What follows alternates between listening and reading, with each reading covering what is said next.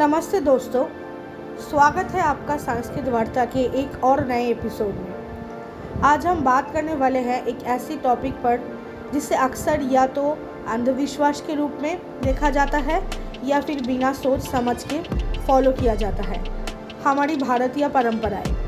पर क्या आप कभी सोचा है कि इन रिचुअल्स के पीछे कोई गहरी साइंस भी हो सकती है? आखिर ऐसा क्या है कि हज़ारों साल पहले लिखे गए वेदास और पुराणों में लिखी बातें आज के मॉडर्न साइंस से मैच करती है? चलिए दोस्तों, इस वीडियो में हम जानेंगे कुछ चुने हुए भारतीय रिचुअल्स और उनके साइंटिफिक एक्सप्लेनेशंस के बारे में, बिना किसी पुरानी धारणा के, सिर्फ लॉजिक और रिसर्च के रोशनी में।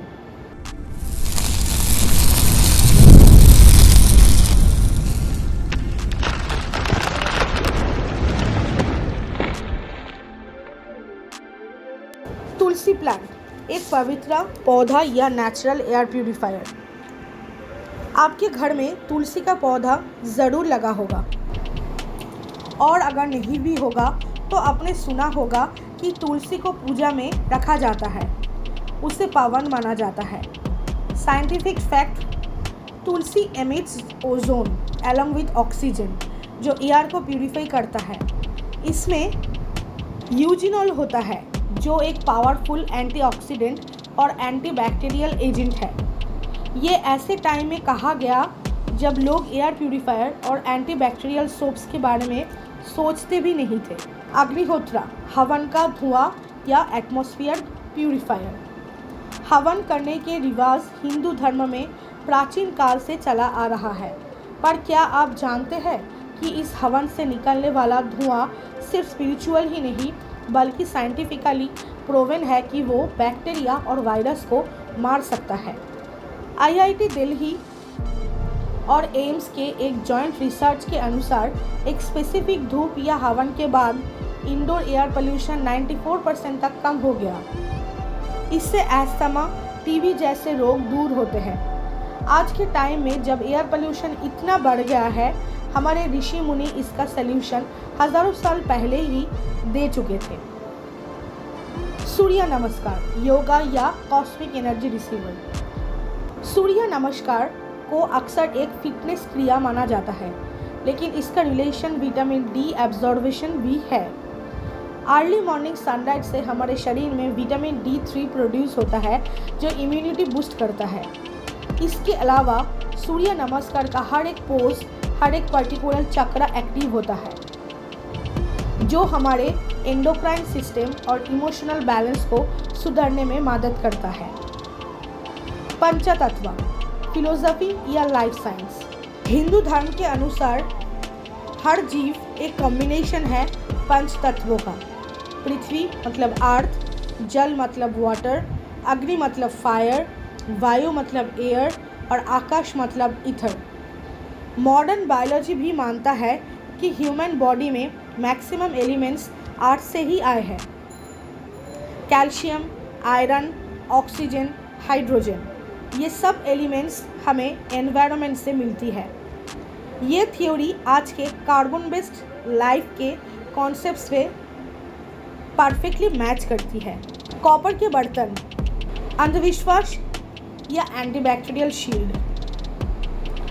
हमारे दादा दादी के ज़माने में सब लोग तांबे के बर्तन में पानी पीते थे। आज के रिसर्च बताती है कि कॉपर आयंस हार्मफुल बैक्टीरिया जैसे ई कोली को मार सकते हैं। WHO भी मानती है कि कॉपर एक सेफ और इफेक्टिव वाटर प्यूरिफायर है। तो ये प्रैक्टिस सिर्फ धार्मिक नहीं, एक एडवांस हेल्थ साइंस भी है। घंटी बजाना, पूजा के हिस्सा या ब्रेन एक्टिवेटर। पूजा में घंटी बजाना केवल एक रीति नहीं है। घंटी की आवाज़ फ्रीक्वेंसीज जनरेट करती है, जो अल्फा ब्रेन वेव्स को स्टिम्युलेट करती है। ये आपको फोकस और अलर्टनेस की अवस्था में ले जाती है, जैसे कि मेडिटेशन करता है। तिलक और बिंदी, श्रृंगार या एक्यूप्रेशर साइंस। आपने देखा होगा लोग माथे पर तिलक लगाते हैं।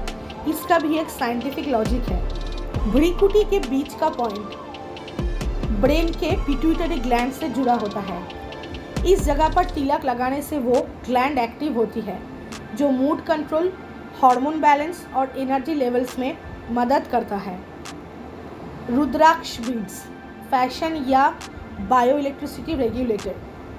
रुद्राक्ष को धार्मिक दृष्टि से पहना जाता है, पर स्टडीज बताती है कि ये एक बायो इलेक्ट्रिक स्टेबलाइजर है। रुद्राक्ष के अंदर इलेक्ट्रोमैग्नेटिज्म होता है जो ब्लड सर्कुलेशन और हार्ट रिदम को रेगुलेट करता है।